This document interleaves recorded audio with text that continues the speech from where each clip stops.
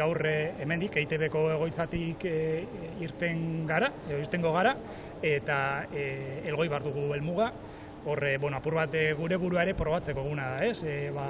Kamarak, droiak, teknikalde hori ere probatzeko, bizikletak probatzeko, eta gure helburua 2 egun barruia lehenengo tren bidai luze hori egitea Hendaiatik Nantesera. Horre izango da, lehendabiziko etapa ofiziala edo. Trataremos de hacer una amplia cobertura en redes sociales, ya que ODEI cubrirá los medios lineales, que son la televisión y la radio, y nosotros trataremos de llegar a esa otra audiencia que no llegamos a través de la televisión, pero que también podemos atraerla. Por ello, nuestro objetivo es enseñar a la gente lo difícil que es viajar de un país a otro con las menos emisiones posibles. 0 emisiones es imposible, pero vamos a intentar hacer los menos posibles.